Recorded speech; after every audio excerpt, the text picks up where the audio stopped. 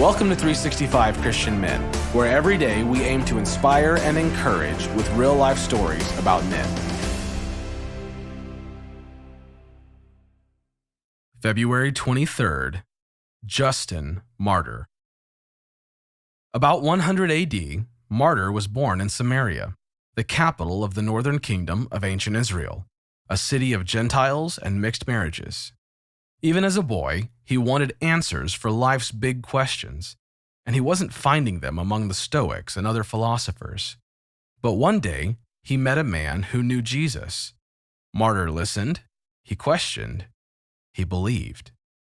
After his conversion, Justin Martyr became a traveling teacher and the 2nd century's foremost defender of the faith. Martyr once wrote, "I fell in love with the prophets and these men who had loved Christ. I reflected on all their words and found that this philosophy alone was true and profitable." Here's his story. When the unrighteous rule, a righteous man acts. In the late 2nd century, Justin Martyr stood in the middle of a firestorm. Christians all around him were being imprisoned and executed simply for naming themselves Christian. Martyr had a chance to escape from Rome and save himself, but he decided to stay and take a stand with the other Christians. The leaders of the Roman Empire considered Christianity to be a dangerous, rapidly spreading political cult, and they launched bitter attacks against the Christians. Roman Christians were beheaded, crucified, or torn apart by lions in the Colosseums, packed with bloodthirsty spectators. Martyr and the surviving members of the early church grieved bitterly for spouses, friends, and relatives who were stolen from them during this time. Everybody lost someone.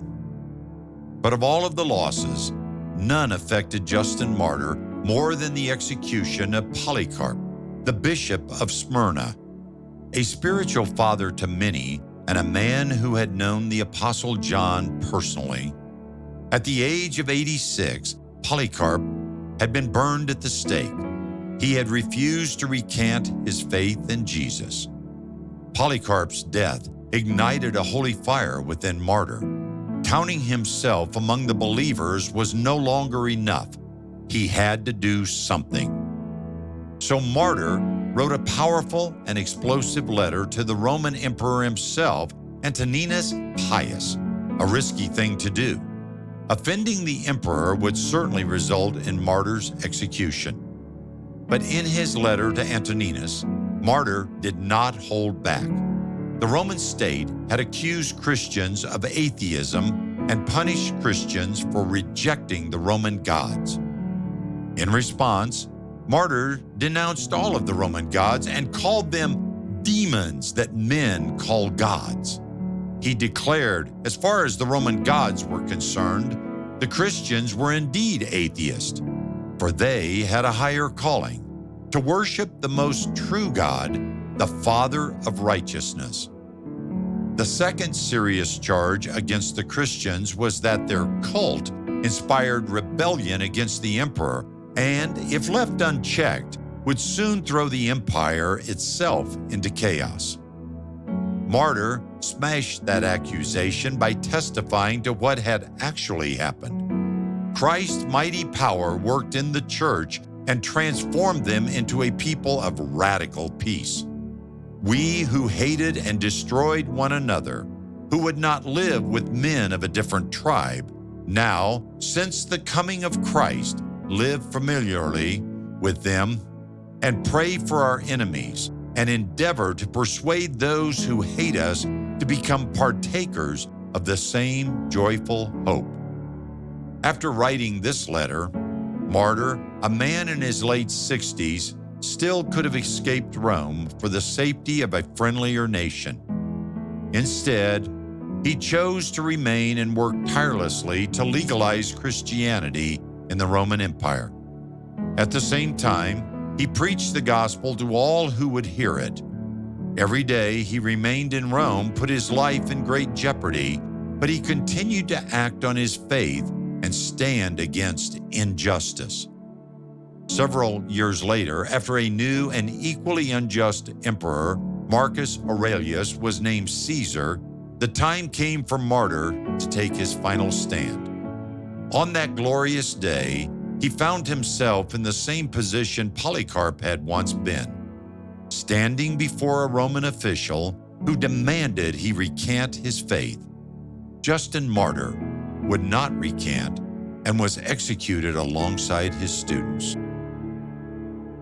In James 4:17, God tells us, "Whoever knows the right thing to do and fails to do it, for him is sin."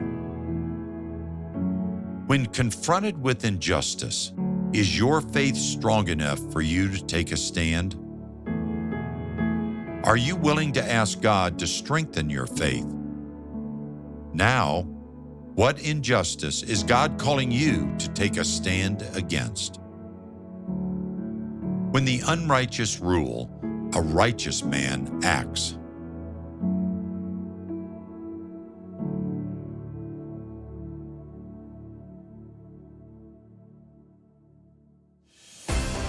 Thank you for listening to today's story.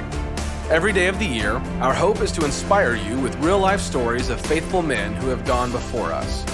Hebrews 12:1 says, "Therefore, since we are surrounded by so great a cloud of witnesses, let us lay aside every weight and the sin that so easily ensnares us.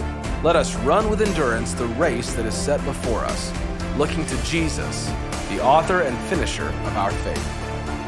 Join us tomorrow for another story at 365christianmen.com.